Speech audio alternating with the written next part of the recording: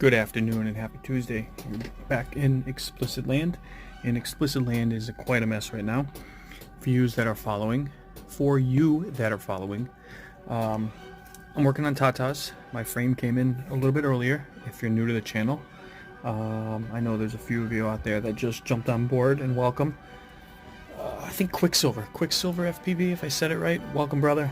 I appreciate you jumping on board. So my frame came early. I had the day off today. I took the wife to court. She's resting right now. She's been an absolute mess all day, so she needed some time. So yeah, I started building. So I got the Source 1 frame, Team Black Sheep Race Day Quads. It's an open source frame. Ignore the mess. This is just literally placement. I mean, this isn't even tight. This is coming from a pre-build. Obviously you see wires. Oh, I got an email. Cool. Anyway,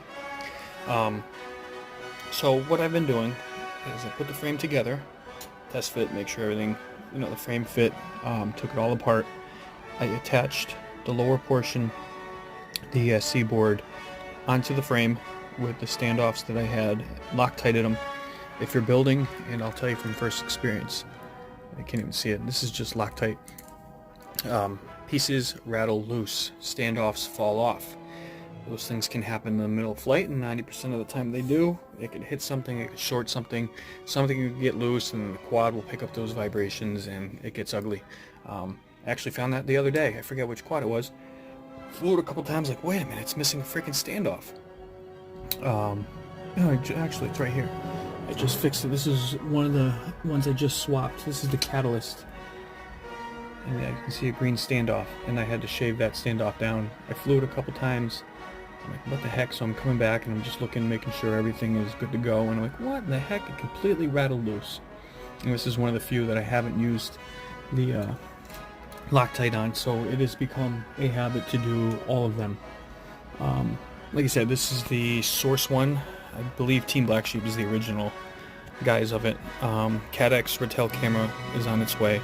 Receiver is on its way. My question, and I'm just kind of winging this as I go. Actually, I'll get back to it in a minute. So here's the top plate. I am going to top mount the battery, I believe. May change my mind in the middle of it. I don't know. I can still put a GoPro. Gonna do, like a 0 angle one. There is no spot for my antenna. I have this style, IPX, I believe it's called, to the RP SMA. I have an extender one, so if I need a longer one, I can. Usually, it has a hole, so I can pop it right in and run it. So I may have to route her out. I'm thinking if I don't do top mount battery, then I can just route her out this hole, get it in there, and then I have my antenna mount. But I kind of want to do a top mount because I know a couple buddies that's all they run, and it's kind of got me curious to try a top mount. So I have no idea what I want to do. Otherwise, I need to find a 3D printed deal for the back here that has the antenna piece, which would be super cool. So I may look for that. This is still going to be in the making. I'm just going to take my sweet time.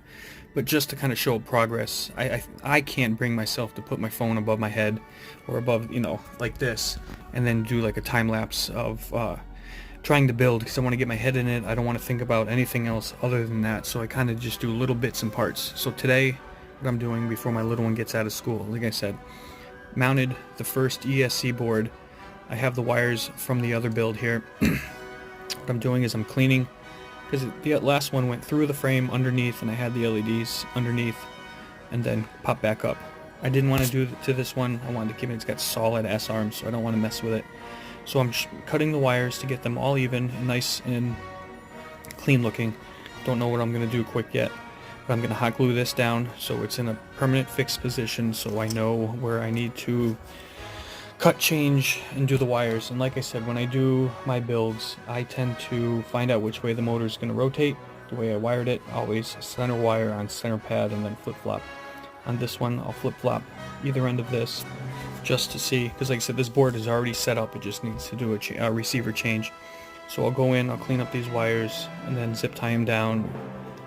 I was going to use heat shrink over that, but I'm like, nah, if I ever have to swap a motor or a wire goes bad, it'll be a pain in the ass.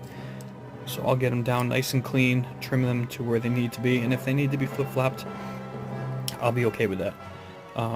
The receiver is going to go in the back. Again, I've kind of grown very attached to how that looks, like I just did on Enigma, so I probably will end up... Oh, look at all the glue. I didn't realize there was so much glue back there. Ignore that. I should have cleaned that up. Anyway, yeah, I'll probably go that route. This, again, is still going to be like the breast cancer awareness build, so there'll be a lot more pink and stuff on there. I'll have to find some pink zip ties to tie some stuff down. I have some LEDs. I may do some LEDs other than this. I don't know. Those are already pink, so we'll see. I want to get it up in the air as soon as I can and go from there. If you have any recommendations for the antenna, by all means, like I said, I'm pretty sure they make a 3D printed antenna mount for that, so I may jump on that. And if not, I can always go back to the bottom, see if I can pick this up. Yeah, we're good. Got plenty of room to do a strap to the bottom, which I'm quite used to anyway. So who knows? We'll see where it turns out. So stay tuned for the fun of the build. All of you that are new, like I said, welcome to Explicit Land, and we'll see you guys soon.